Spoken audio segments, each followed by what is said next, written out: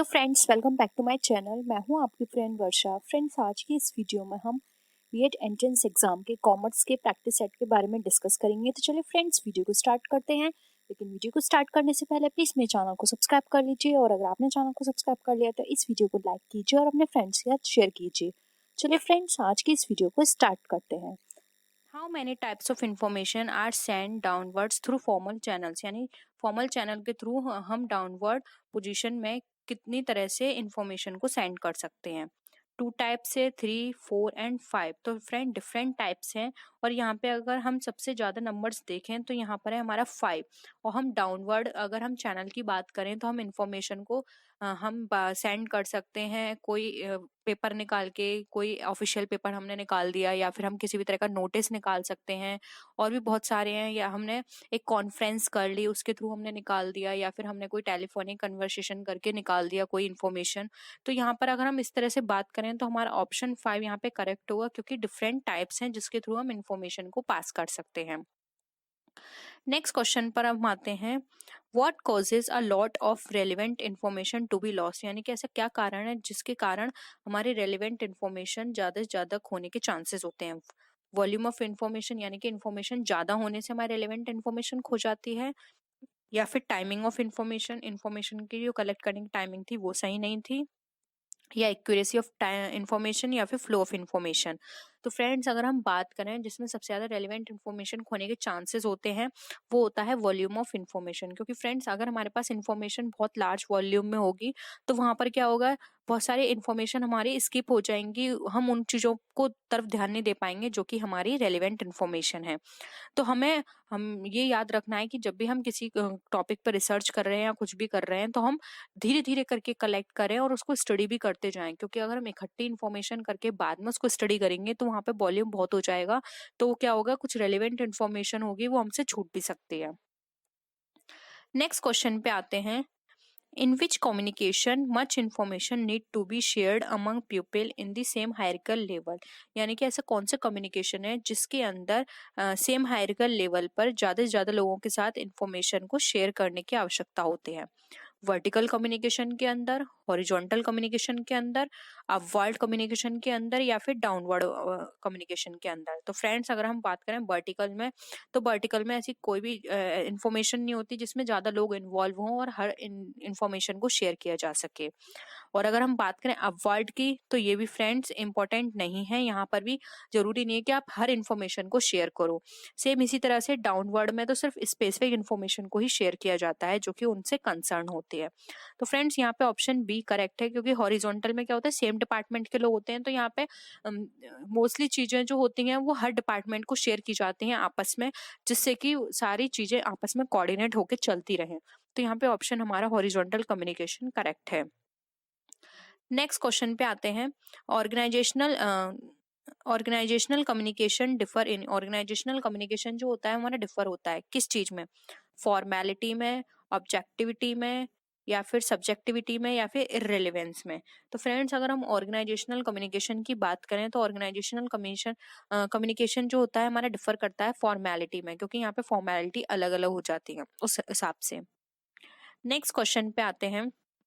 Formal communication can move, यानी कि formal communication जो है वो हमारा मूव करता है कैसे, अपवर्ड, डाउनवर्ड, हॉरिजॉन्टल, या फिर ऑल ऑफ दीज। तो फ्रेंड्स, अगर हम यहाँ पे फॉर्मल कम्युनिकेशन की बात कर रहे हैं तो फॉर्मल कम्युनिकेशन मोस्टली जो हमारा मूव करता है वो करता है हमारा अपवर्ड में। क्योंकि डाउनवर्ड में क्या होगा, अपवर्ड में हम, फ्रेंड्स अगर हम यहाँ पे करेक्ट ऑप्शन के लें तो फ्रेंड डाउनवर्ड भी हो सकता है। तो यहाँ पे ऑप्शन हम इसको करेक्ट डी बोलेंगे, क्योंकि हमारा अपवर्ड भी हो सकता है फॉर्मल, डाउनवर्ड भी हो सकता है, हॉरिजॉन्टल भी हो सकता है। तो ये यहाँ पे हमारे सभी ऑप्शंस करेक्ट है। नेक्स्ट क्वेश्चन पे आते हैं हम। विच of the following communication is official, यानी कि ऐसा कौन सा कम्युनिकेशन है जो कि ऑफिशियली होता है, फॉर्मल, इनफॉर्मल, वर्टिकल, या सेक्टोरल। तो फ्रेंड्स, अगर हम यहाँ पर ऑफिशियल कम्युनिकेशन की बात करें जो सबसे ज्यादा होता है, तो फ्रेंड्स वो है हमारा answer A, formal. Formal communication में हम सबसे ज्यादा ऑफिशियल कम्युनिकेशन को पास करते हैं। नेक्स्ट आता है। विच of the following communication is unofficial, यानी कि अनऑफिशियल कम्युनिकेशन में सबसे ज़्यादा किस तरह के कम्युनिकेशंस आते हैं, फॉर्मल, इनफॉर्मल, वर्टिकल या सेक्टोरल। तो फ्रेंड्स यहाँ पे हम अनऑफिशियल की बात करें तो अनऑफिशियल में जो सबसे ज़्यादा आते हैं वो होते हैं इनफॉर्मल कम्युनिकेशन, जो कि हम डे टू डे अपने फ्रेंड्स, अपने कलीग्स, अपने रिलेटिव्स के साथ करते हैं। नेक्स्ट क्वेश्चन है grapevine communication means, grapevine communication का क्या मतलब होता है, फॉर्मल कम्युनिकेशन से, इनफॉर्मल कम्युनिकेशन से, हॉरिजॉन्टल कम्युनिकेशन से या वर्टिकल कम्युनिकेशन से।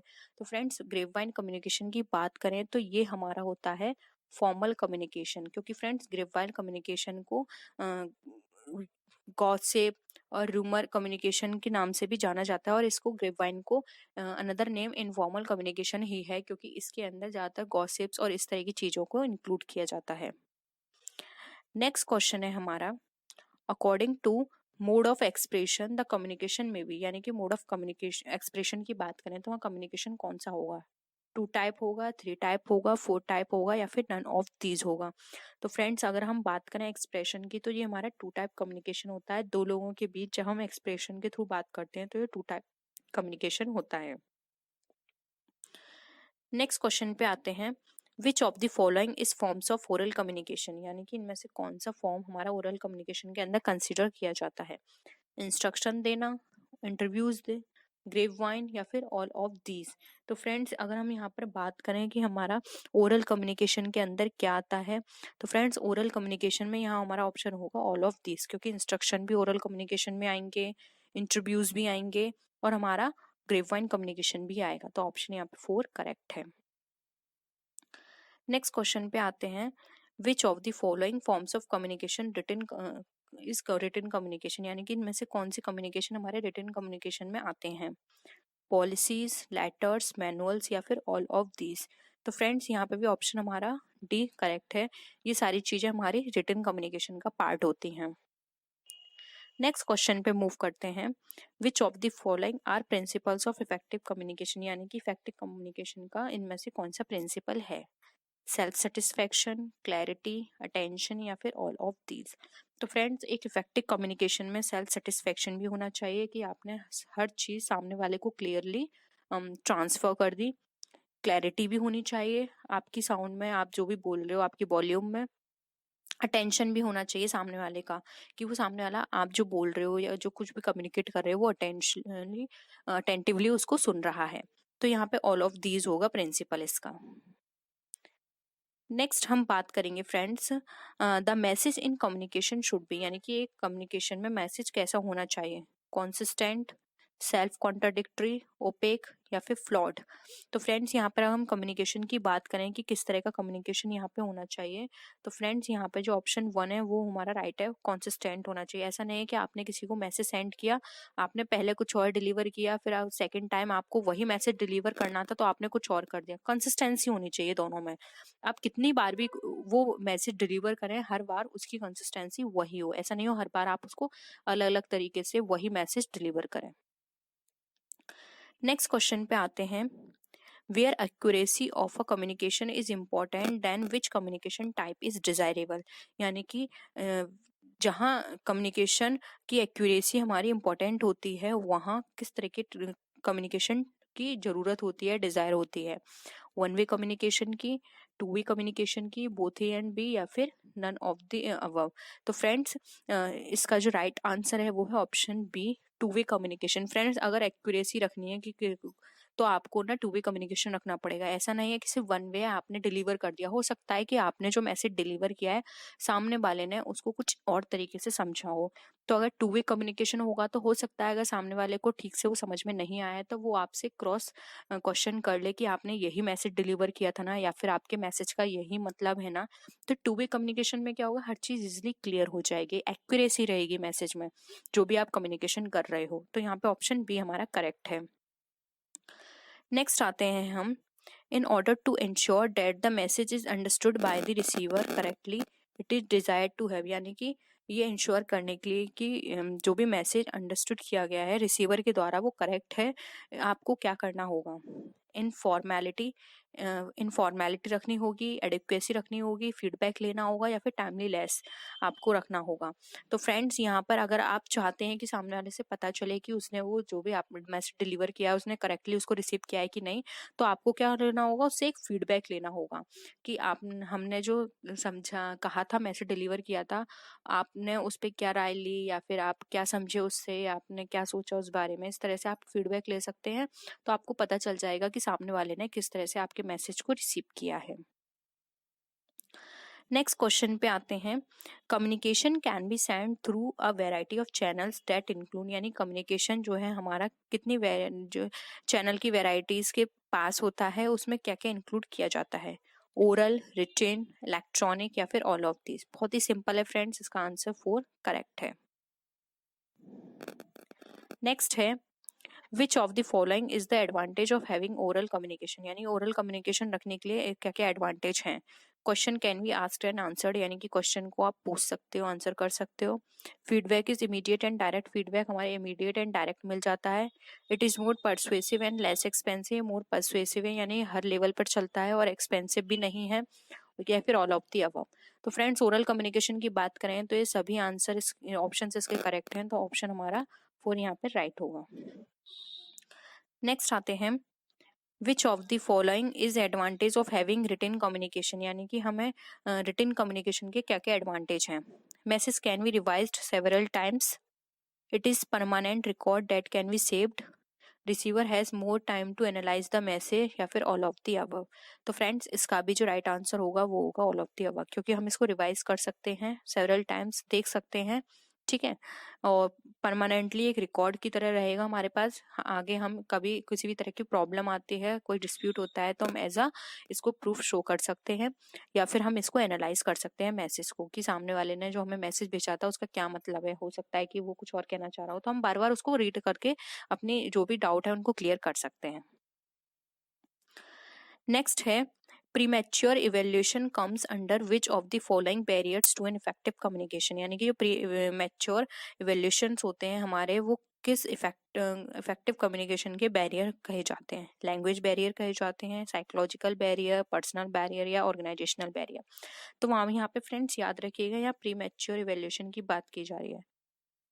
तो प्रीमैच्योर इवैल्यूएशन फ्रेंड्स यहाँ पे साइकोलॉजिकल बेस पे होगा कि कुछ पर्सन की साइकोलॉजी है कि उन्होंने उस चीज को नहीं समझा, क्योंकि अभी उनकी मैच्योरिटी लेवल इतना नहीं था अंडरस्टैंड करने का या इस तरह के लेवल को अंडरस्टैंड करने का। तो यहाँ पे साइकोलॉजिकल बैरियर आएगा कि उसकी अंडरस्टैंडिंग इतनी नहीं थी कि वो इस लेवल के मैसेज को समझ पाए, तो यहाँ पर ये वाला बैरियर अराइज हो जाएगा। आज की इस वीडियो का लास्ट क्वेश्चन है, according to Kent Davis how many types of grapevine can occur, यानी कि ग्रेपवाइन कम्युनिकेशन कितनी तरह से अकर होते हैं, 2, 3, 4 या फिर 5। तो फ्रेंड्स इसका जो राइट आंसर है वो है हमारा कि ये हमारे अकर होते हैं 4 टाइप से। तो राइट आंसर हमारा है यहाँ पे 4। केंट डेविस ने जो ग्रेपवाइन के टाइप्स दिए हैं वो हैं हमारे 4 टाइप के। नेक्स्ट क्वेश्चन पे आते हैं, which of the following is the commonest grapevine chain in organisation, यानी कि जो कॉमनेस्ट ग्रेपवाइन चेन है ऑर्गेनाइजेशन की वो कौन सी है। Single stand chain, gossip chain, probability chain या फिर क्लस्टर चेन। तो फ्रेंड्स ग्रेपवाइन के अंदर जो सबसे ज्यादा कॉमन है चेन वो है हमारी क्लस्टर चेन, यानी क्लस्टर चेन का मतलब होता है बहुत सारे क्लस्टर बने हुए हैं, वो डिवाइड डिफरेंट पार्ट्स में। तो ग्रेपवाइन कम्युनिकेशन का पार्ट होती है, जो कि नॉर्मली जो गॉसिप होती है उसमें सबसे ज्यादा इसी तरह की चीज होती है कि ग्रुप्स बन जाते हैं और वहाँ पे र्यूमर क्रिएट होता है लोगों के बीच में कि उसने उससे ये कहा ये कहा ये कहा, तो क्लस्टर बन जाते हैं।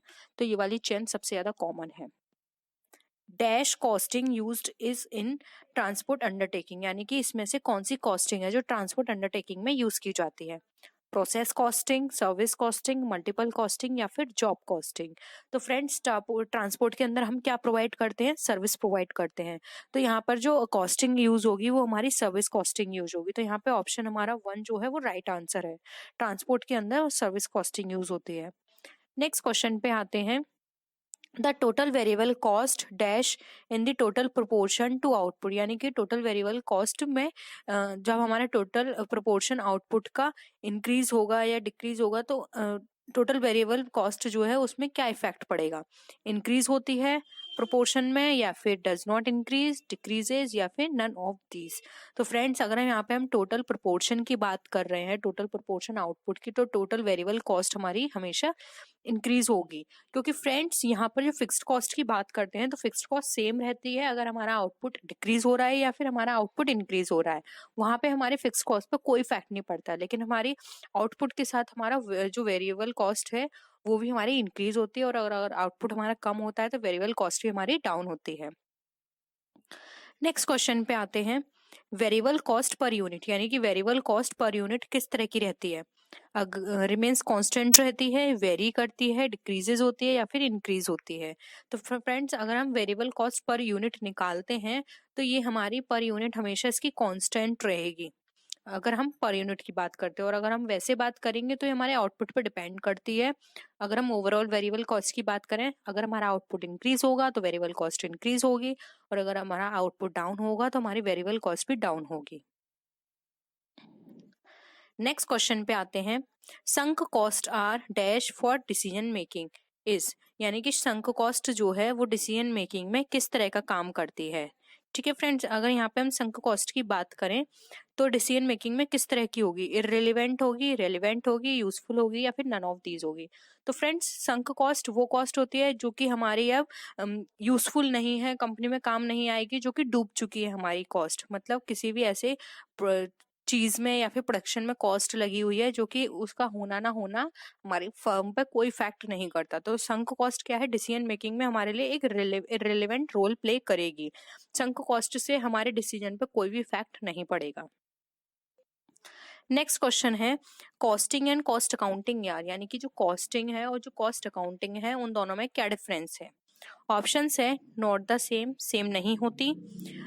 सेकंड है वन एंड द सेम, यानी कि ये दोनों एक सेम है। नॉट रिलेटेड एट ऑल, ये बिल्कुल भी एक दूसरे से संबंधित नहीं है, या फिर नन ऑफ दीज।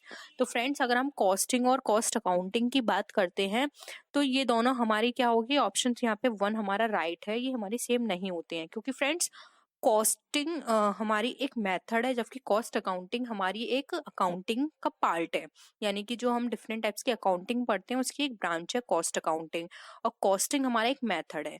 तो कॉस्टिंग अकाउंटिंग के अंदर जब हम कॉस्ट को इवेल्युएट करते हैं किसी प्रोडक्ट की, तो उस प्रोडक्ट की कॉस्ट को इवेल्युएट करने में जो हम मेथड यूज करते हैं उसको हम बोलते हैं कॉस्टिंग करना, किसी प्रोडक्ट को कैलकुलेट करना, वो हमारी कॉस्टिंग है। तो ये दोनों क्या है? अलग अलग हैं। नेक्स्ट है fixed cost dash in the same proportion in which output changes, यानी कि फ्रेंड्स अगर हमारे आउटपुट में किस प्रोपोर्शन में चेंजेस आ रहा है तो फिक्स्ड कॉस्ट कैसी होगी? डज नॉट चेंज, चेंज नहीं होगी, चेंजेस, चेंज होगी, इंक्रीजेस, इंक्रीज होगी, या फिर नन ऑफ दीज। तो फ्रेंड्स अगर हमारे आउटपुट में चेंजेस आ रहे हैं तो फिक्स्ड कॉस्ट हमारी यहाँ पर क्या होगी? Does not change. अभी हमने ऊपर भी बात की थी कि हमारे आउटपुट में किसी भी तरह का चेंज होने से हमारी फिक्स्ड कॉस्ट पे कोई इफेक्ट पड़ नहीं पड़ेगा, हमारी फिक्स्ड कॉस्ट क्या रहेगी? यहाँ पे चेंज नहीं होगी। लेकिन फ्रेंड्स याद रखिएगा यहाँ पे फिक्स कॉस्ट की बात की जा रही है, लेकिन अगर यहाँ पे फिक्स कॉस्ट पर यूनिट दिया होता तो उस पे इफेक्ट पड़ता। ठीक है, तो यहाँ पे फिक्स्ड कॉस्ट पर यूनिट पे तो हमें इफेक्ट पड़ेगा, लेकिन फिक्स्ड कॉस्ट पे हमारा कोई इफेक्ट नहीं पड़ेगा। नेक्स्ट हम बात करते हैं अनदर क्वेश्चन की, एडमिनिस्ट्रेशन एक्सपेंसेस आर मोस्टली, यानी कि जो एडमिनिस्ट्रेशन एक्सपेंसेस होते हैं वो किस तरह के होते हैं? सेमी वेरिएबल होते हैं, वेरिएबल होते हैं, फिक्स्ड होते हैं, या फिर नन ऑफ दीज। तो फ्रेंड्स एडमिनिस्ट्रेटिव एक्सपेंसेस वो एक्सपेंसेस होते हैं जो हम अपने बिजनेस के अंदर किसी भी एडमिनिस्ट्रेशन प्रोसेसिंग में जो हम एक्सपेंसेस करते हैं, यानी किसी भी एडमिनिस्ट्रेशन में हम कोई भी ऐसा ऑपरेशन कर रहे हैं, कोई भी ऐसी डीलिंग कर रहे हैं और उसमें कोई पैसा लग रहा है तो वो एडमिनिस्ट्रेशन एक्सपेंसेस कहलाते हैं। ये हमेशा फिक्स्ड रहते हैं, तो ऑप्शन थर्ड हमारा करेक्ट है। क्योंकि फ्रेंड्स अगर हमारा प्रोडक्शन हो रहा है, कम हो रहा है या ज्यादा हो रहा है तो उससे एडमिनिस्ट्रेशन पर कोई इफेक्ट नहीं पड़ेगा, एडमिनिस्ट्रेशन एक्सपेंसेस हमारे कंटिन्यू रहेंगे और उतने ही होंगे। तो यहाँ पे एडमिनिस्ट्रेशन एक्सपेंसेस हमेशा हमारे फिक्स रहते हैं। नेक्स्ट क्वेश्चन पे आते हैं, एबनॉर्मल कॉस्ट इज, यानी कि जो एबनॉर्मल कॉस्ट है वो किस तरह की कॉस्ट है? अनकंट्रोलेबल है, ये कंट्रोलेबल है, फिक्स्ड है, या फिर नन ऑफ दीज। तो फ्रेंड्स अगर हम एबनॉर्मल कॉस्ट की बात करें तो एबनॉर्मल कॉस्ट ऑलवेज हमारी अनकंट्रोलेबल होती है, क्योंकि जो एबनॉर्मल का मतलब ही यही है कि जो कि नॉर्मल ना हो, यानी कि जो अपने आप हो, जिसको हमारा उस पर बस ना हो, हम उसको किसी भी तरह से कंट्रोल ना कर पाए, तो ये अनकंट्रोलेबल होती है। हम इसको मिनिमाइज कर सकते हैं, लेकिन हम इस कॉस्ट को बिल्कुल भी खत्म नहीं कर सकते। कोशिश करेंगे कि मिनिमाइज कर दे। मिनिमाइज कैसे कर सकते हैं फ्रेंड्स इस कॉस्ट को? हम इंश्योरेंस करा के, जैसे कि अपने हमारे कंपनी में किसी भी तरह का लॉस हो गया, कोई चोरी से या किसी आग से लॉस हो गया, तो हम क्या करेंगे, इंश्योरेंस करा देंगे। एबनॉर्मल लॉस तो हुआ है, लेकिन उसको मिनिमाइज कर देंगे इंश्योरेंस करा के। नेक्स्ट क्वेश्चन पे हम मूव करते हैं। Cost of production is equal to, यानी कॉस्ट ऑफ प्रोडक्शन जो है वो किसके इक्वल होगा? Work cost plus administration overhead के, या फिर prime cost plus work cost के। थर्ड है prime cost plus work overhead के, या फिर work overhead plus administration overhead के। तो फ्रेंड्स, अगर हम कॉस्ट ऑफ प्रोडक्शन की बात करते हैं, तो कॉस्ट ऑफ प्रोडक्शन के अंदर फ्रेंड्स यहाँ पर वर्क कॉस्ट और एडमिनिस्ट्रेशन ओवरहेड की बात की जाती है, क्योंकि इसमें ये सारी चीजें इन्वॉल्व होती हैं। तो यहाँ पे ऑप्शन हमारा फर्स्ट करेक्ट है। Work cost and administration overheads जो है वो हमारे कॉस्ट ऑफ प्रोडक्शन के इक्वल रहेंगे। नेक्स्ट क्वेश्चन पे आते हैं।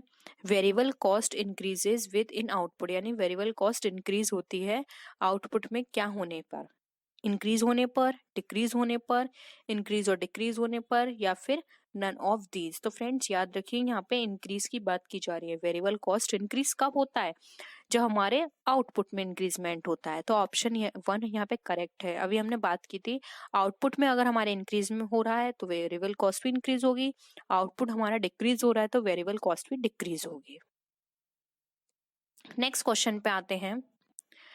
Dash accounting provides information for cost control, यानी कि ऐसी कौन सी अकाउंटिंग है जो कि हमारे कॉस्ट कंट्रोल में के लिए इंफॉर्मेशन प्रोवाइड करती है? Financial accounting, cost, human resource, या फिर नन ऑफ दीज। बहुत ही सिंपल आंसर है फ्रेंड्स। आंसर है इसका बी, कॉस्ट। कॉस्ट अकाउंटिंग हमारी हेल्प करती है कॉस्ट को कंट्रोल करने में, कॉस्ट को एस्टिमेट करने में। उसको हम यहाँ पे फाइंड आउट कर सकते हैं किसी प्रोडक्ट में कितनी कॉस्ट आ रही है, और उसके बाद हम उसको कंट्रोल कर सकते हैं। नेक्स्ट क्वेश्चन पे आते हैं। Dash is one which can be conveniently identified with the charged to a particular unit of cost, यानी कि फ्रेंड्स वो क्या होगा जब हमारी कोई भी ऐसा पर्टिकुलर यूनिट ऑफ कॉस्ट पे कोई भी हम ऐसी कन्वीनियंटली चार्ज करेंगे अपनी कोई भी ऐसी कॉस्ट, तो वो कॉस्ट हमारी कौन सी कॉस्ट कहलाएगी? डायरेक्ट कॉस्ट कहलाएगी, इनडायरेक्ट कॉस्ट कहलाएगी, ओवरहेड कहलाएगी, या नन ऑफ दीज कहलाएगी? तो फ्रेंड्स, जो कि हम डायरेक्टली अपने पर्टिकुलर प्रोडक्ट पे चार्ज करते हैं किसी भी चीज़ को, वो हमारी डायरेक्ट कॉस्ट कहलाती है, क्योंकि ये कन्वीनियंटली आइडेंटिफाई कर ली जाती है डायरेक्ट कॉस्ट। क्योंकि इनडायरेक्ट कॉस्ट में तो हम बहुत सारी चीज़ें ऐसी इन्वॉल्व होती हैं इनडायरेक्टली, जिसको फाइंड आउट करना बहुत मुश्किल है। लेकिन डायरेक्ट कॉस्ट में हम जो भी डायरेक्टली इन्वॉल्व होंगे उस पर्टिकुलर प्रोडक्ट से या यूनिट ऑफ कॉस्ट से, जो भी कॉम्पोनेंट या फिर एलिमेंट बोल सकते हैं, वो इन्वॉल्व होंगे, तो हम वहाँ पे उसकी कॉस्ट ईजिली निकाल सकते हैं। नेक्स्ट क्वेश्चन पे आते हैं। Cost centre and cost unit are, यानी कि cost centre and cost unit क्या है? नॉट द सेम, सेम नहीं है दोनों। द सेम, सेम है। नॉट रिलेटेड, आपस में रिलेटेड नहीं है, या फिर नन ऑफ दीज। तो फ्रेंड्स, यहाँ पर अगर हम बात कर रहे हैं cost centre and cost unit की, तो फ्रेंड्स ये नॉट द सेम, ये सेम चीज नहीं है। रिलेटेड तो है एक दूसरे से, लेकिन सेम नहीं होती हैं।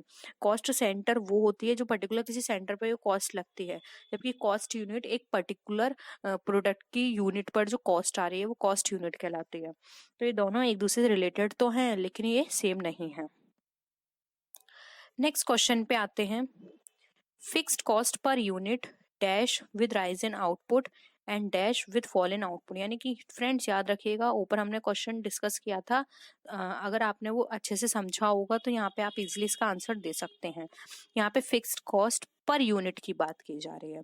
तो फ्रेंड्स, अगर आउटपुट में राइज हो रहा है तो फिक्स्ड कॉस्ट पर यूनिट कैसी होगी, और अगर यहाँ पर फिक्स्ड कॉस्ट कैसी होगी अगर यहाँ पे आउटपुट हमारा फॉल हो रहा है? Decrease increase, increase decrease, is constant, remain same, या फिर नन ऑफ द अबव। तो फ्रेंड्स, यहाँ पर हमारा जो राइट आंसर है वो है ऑप्शन ए। अगर यहाँ पे फ्रेंड्स रिवर्स होता है, पर कॉस्ट की बात की जा रही है, याद रखना। अगर यहाँ पे आउटपुट हमारा राइज हो रहा है तो फिक्स्ड कॉस्ट क्या होगी, डिक्रीज होगी, और अगर हम यहाँ पे आउटपुट हमारा फॉल जा रहा है तो यहाँ पे इंक्रीज होगी। तो यहाँ पे ऑप्शन हमारा 1 करेक्ट है। नेक्स्ट क्वेश्चन पे आते हैं हम, period cost charge. Period cost किस पे चार्ज किया जाता है, कॉस्ट ऑफ प्रोडक्शन पे, प्रोडक्ट्स पे, पीरियड्स पे, या फिर नन ऑफ दिस पे। फ्रेंड्स ये इजीली आप इसको बता सकते हैं, इसका आंसर यहाँ पे पीरियड कॉस्ट की बात की जा रही है। तो फ्रेंड पीरियड कॉस्ट एक पर्टिकुलर पीरियड के टाइम बेसिस पे निकलता है, तो यहाँ पे ऑप्शन इसका 3rd करेक्ट है। नेक्स्ट क्वेश्चन पे आते हैं, स्टैंडर्ड कॉस्ट इज, यानी कि स्टैंडर्ड कॉस्ट क्या है, प्रीडिटरमाइंड कॉस्ट होती है, बजटेड कॉस्ट होती है, एक्चुअल कॉस्ट होती है, या फिर नन ऑफ दिस। तो फ्रेंड्स स्टैंडर्ड कॉस्ट जो होती है हमारी, ये प्रीडिटरमाइंड होती है या बजटेड, ये इसमें से हमें इसको राइट आंसर बताना है। तो फ्रेंड्स स्टैंडर्ड कॉस्ट ऑलवेज हमारी प्रीडिटरमाइंड रहेगी, क्योंकि स्टैंडर्ड का मतलब ही यही है कि आपने पहले से एक स्टैंडर्ड फिक्स कर दिया, यानी कि एक पहले से प्रीडिटरमाइंड कॉस्ट फिक्स कर दी कि हमें इस प्रोडक्ट की इतनी कॉस्ट रखनी है, तो इस हिसाब से हमें इसके जो मटेरियल इसमें यूज हो रहा है उसके अकॉर्डिंग इसमें यूज करना होगा। ऐसा ना हो कि हमने कॉस्ट जो रखनी थी उससे ज्यादा हमने मटेरियल यूज कर दिया तो एक फर्म को लॉस होगा। तो यहाँ पर हमने पहले से ही अगर किसी प्रोडक्ट की कॉस्ट को यहाँ पे फिक्स कर दिया, स्टैंडर्ड फिक्स कर दिए हैं, तो हम उसी हिसाब से उसके अकॉर्डिंग मटेरियल यूज करेंगे, जिससे कि हम बाद में उस मटेरियल को यूज करने के बाद अपना कुछ प्रॉफिट मार्जिन ऐड करके उस कॉस्ट को चार्ज कर पाए। नेक्स्ट क्वेश्चन पे आते हैं, dash are cost which has been applied against revenue of particular accounting period.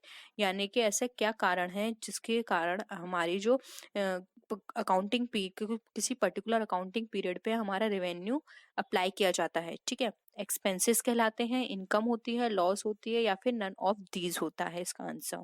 तो फ्रेंड्स ये चीज हमारे एक्सपेंसेस कहलाएंगी, क्योंकि एक्सपेंसेस एक ऐसा कारण है जो कि किसी पर्टिकुलर अकाउंटिंग पीरियड पर जो कि रेवेन्यू के अगेंस्ट में अप्लाई किया जाता है। क्योंकि हमारे पास 2 ही चीजें होती हैं, तो रेवेन्यू होता है या फिर हमारे एक्सपेंसेस होते हैं। तो हम वहां पर इसका जो करेक्ट आंसर होगा वो ऑप्शन ए करेक्ट है। नेक्स्ट क्वेश्चन पे आते हैं हम, is the smallest segment of activity और एरिया और responsibility for which cost is accumulated. यानी कि डैश वो ऐसी स्मॉलेस्ट सेगमेंट एक्टिविटी का सेगमेंट है या फिर एरिया या रेस्पॉन्सिबिलिटी है जिसमें हमारी कॉस्ट को एक्यूमुलेट किया जाता है। कॉस्ट ऑब्जेक्ट कहलाती है, कॉस्ट सेंटर कहलाती है, कॉस्ट ड्राइवर कहलाती है, या फिर नन ऑफ दी अबव है, ये नन ऑफ दीज भी बोल सकते हैं हम इसे। तो फ्रेंड्स इसका जो राइट आंसर है वो है ऑप्शन बी, कॉस्ट सेंटर कहलाते हैं। यानी कि ऐसी कोई भी एक छोटा स्मॉल एरिया किसी भी एक्टिविटी का या फिर एक ऐसा सेगमेंट जिसमें हम उसकी कॉस्ट को एक्यूमुलेट करते हैं वो हमारा कॉस्ट सेंटर कहलाता है। नेक्स्ट क्वेश्चन पे आते हैं, द प्राइमरी एम्फेसाइजेस ऑफ, यानी कि जो प्राइमरी एम्फेसाइजेस होता है dash cost is on the planning function of management. यानी कि जो मैनेजमेंट की प्लानिंग फंक्शन पर जो भी कॉस्ट लगती है वो प्राइमरी किस पे एम्फेसाइज करती है, बजट पे, स्टैंडर्ड पे, पीरियड पे, या फिर नन ऑफ दीज पे।